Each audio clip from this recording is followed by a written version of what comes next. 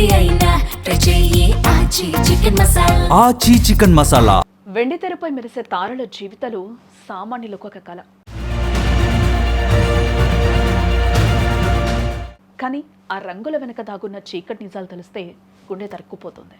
కేవలం 20 ఏళ్ల వయసు, చేతి నిండా సినిమాలు, వెలిగిపోయే కెరియర్, అప్పుడే అంతు చిక్కని మరణం. తెలుగు మరియు తమిళ చిత్ర పరిశ్రమను ఒక ఊపు ఊపిన నటి ప్రత్యూష మరణం వెనుక అసలు రహస్యం ఏంటి? ఇది ఆత్మహత్యనా లేక అత్యంత క్రూరంగా జరిగిన హత్యనా? 2 దశాబ్దాల పాటు సాగిన ఆ న్యాయ పోరాటం కథాకమాంశం ఏంటో ఈరోజు ప్రత్యేక కథనంలో చూద్దాం.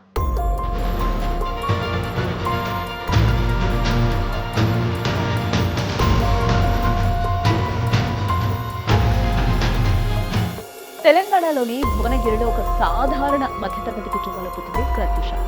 చిన్నప్పటి నుంచి ఆమెలో అద్భుతమైన నటన. స్కూల్ రోజుల్లోనే నాటకాల్లో నటించేవారు.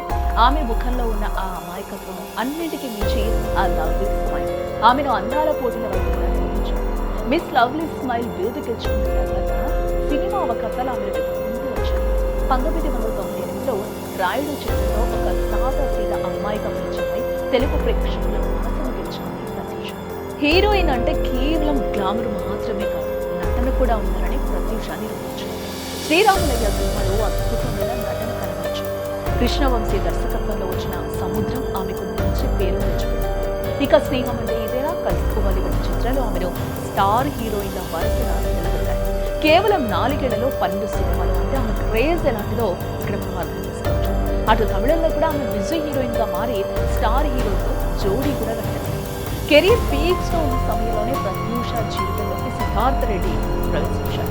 వీరిద్దరూ ప్రేమలో పడ్డారు. కానీ వీరి ప్రేమకు పెద్దల అంగీకారం అయితే లభించలేదు.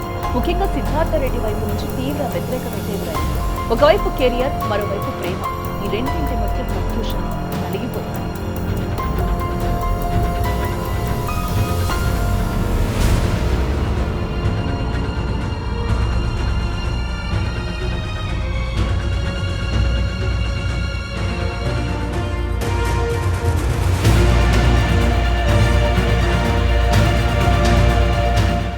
సరిగ్గా అదే సమయంలో ఫిబ్రవరి 23, 2002న ఒక షాకింగ్ న్యూస్ బయటకు వచ్చింది. ఫిబ్రవరి 23న ప్రత్యూష మరియు సిద్ధార్థ రెడ్డి కలిసి ఒక హోటల్లో కలవడం జరిగింది. అక్కడ వారు కూల్ డ్రింక్లో పురుగుల మందు కలుపుకొని తాగినట్లుగా సమాచారం. వెంటనే వారిని ఆసుపత్రికి తరలించారు. బట్ విధి వంచింది. ఫిబ్రవరి 24న ప్రత్యూష కన్నుమూసింది. సిద్ధార్థ రెడ్డి మాత్రం ప్రాణాలతో బయటపడ్డాడు. అక్కడే అనుమానాలు మొదలయ్యాయి. ఇద్దరు ఒకే విషయం దాగితే ఒకరు చనిపోయి మరొకరు ఎలా బతికారు? ఇది ఆత్మహత్యేనా అని. ప్రేమికుల ఆత్మహత్య అని అందరూ అనుకుంటున్న తరుణంలో ఆమె తల్లి మాత్రం ఆత్మహత్య అనడానికి ఒప్పుకోలేదు. ముమ్మాటకే హత్యే అని కుండబద్దలు కొట్టింది. ప్రత్యూష శరీరంలో విషం మాత్రమే కాదు, ఆమె గొంతుపై వేలి ముద్రలున్నట్లు, ఎవరో గొంతు నులిమి ఊపిరాడక చేసినట్లు ఆరోపణలు కూడా వచ్చాయి. దీనికి తోడు ఆమెపై లైంగిక దాడి జరిగిందనే వార్తలు వినిపించాయి. అంతకు మించి ఈ కేసులో రాజకీయ నాయకుల ప్రమేయం ఉందనే వార్తలతో తెలుగు రాష్ట్రాలు అప్పట్లో అట్టుడికిపోయాయి.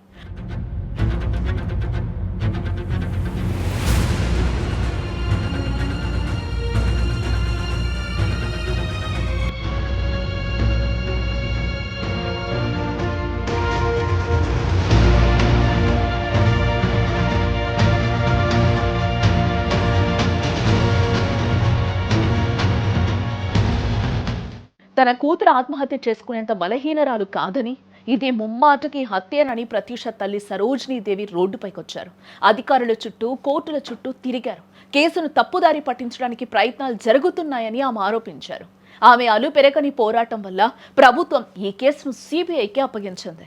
సిబిఐ విచారణలో సిద్ధార్థ రెడ్డిని ప్రధాన నిందితుడిగా చేర్చారు. 2004లో హైదరాబాద్ సెషన్స్ కోర్టు సిద్ధార్థ రెడ్డికి 5 ఏళ్ల శిక్ష వేసింది. బట్ అతను హైకోర్టును ఆశ్రయించాడు. 2001లో హైకోర్టు ఆ శిక్షను 2 ఏళ్లకు తగ్గించింది. ఈ తీర్పుతో సరోజినీదేవి సంతృప్తి చెందలేదు. శిక్షను పెంచాలని ఆమె అసలు శిక్షే రద్దు చేయరని సిద్ధార్థ రెడ్డి సుప్రీంకోర్టు తలుపు తట్టారు. ఒక తల్లి తన బిడ్డకు న్యాయం కోసం ఏకంగా 24 ఏళ్ల పాటు కోర్టు మెట్లు ఎక్కుతూనే ఉంది. చివరికి 2026 ఫిబ్రవరి 17న సుప్రీంకోర్టు తుది తీర్పునైతే ఇచ్చింది. సిద్ధార్థ్ రెడ్డి వేసిన పిటిషన్ను కొట్టివేస్తూ హైకోర్టు విధించిన 2 ఏళ్ల శిక్షను ఖరారు చేసింది. నిందితుడు వెంటనే పోలీసుల ముందు లొంగిపోవాలని కూడా కోర్టు ఈరోజు ఆదేశించింది. పోస్ట్ మార్టం నిర్వహించిన తీరును కూడా కోర్టు తప్పుపట్టింది.